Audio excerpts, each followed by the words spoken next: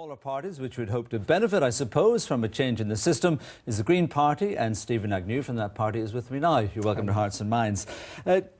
How much of a blow to you is the disintegration of the Green Party in the Republic? Well, on a personal level, I'm very disappointed for colleagues, but, we're going forward into this election still optimistic. Greens elsewhere, including in Germany recently, where we've just become the second biggest party in a huge German state, give me reason to be optimistic about our chances here in Northern Ireland. We've also got the Scottish Greens who are looking to treble their vote. That's independent polls saying that. But we obviously got our first MP in Westminster and hopefully getting our first Assembly member in Wales. So the overall Green project is buoyant and I'm optimistic. But, there's no doubt, of course, that the result in the Republic was a disappointment. And do you think that it will damage the Green cause on this island? I don't think so, and the reason why I would say that is what the Green Party in Northern Ireland has in common with the English Greens, Scottish Greens, the Welsh Greens, and the German Greens was we're all parties in opposition, and we're benefiting from that. As I'm sure you're well aware, politics goes through cycles. At the minute, governments are being hit wherever they are, whatever parties they are, and they're all suffering in recent elections. We're in opposition in Northern Ireland.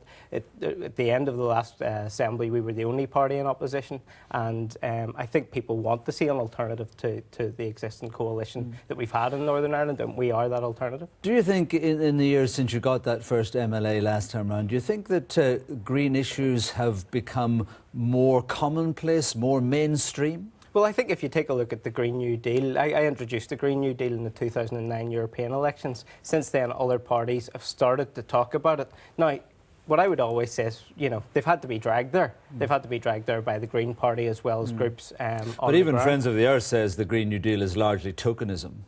Well, as it's interpreted by the parties at the moment. Well, that's my point. If you want green policies, you have to vote the Green Party in to implement them, because what we have is tokenism from other parties talking about the Green New Deal. We have a miserly $4 million put aside for it in the next Assembly term.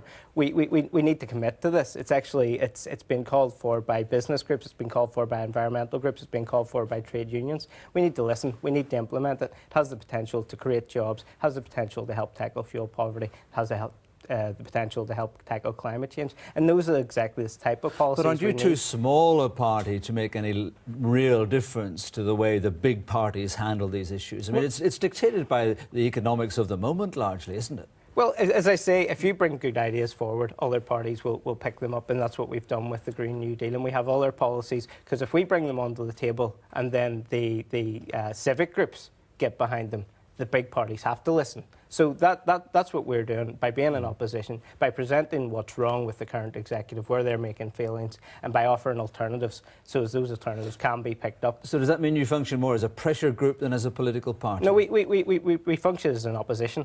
We keep hearing people saying the importance of opposition, and absolutely, we are important. It is important to have the Greens there in fighting for the alternatives that we one member, let's say you keep that seat, even if you get another one, I mean, it's not a big voice, is it? Well, that's my job to make it big. The Greens have traditionally fought above their weight, and I think we'll continue to do that in the next Assembly. And what we'll be pushing for is to implement policies that are not just good for the economy, which is important, but also good for people and good for the environment. Because the failed policy of the previous Assembly is to say the economy at all costs. Well, people are losing jobs because of that policy. The environment is almost beyond repair.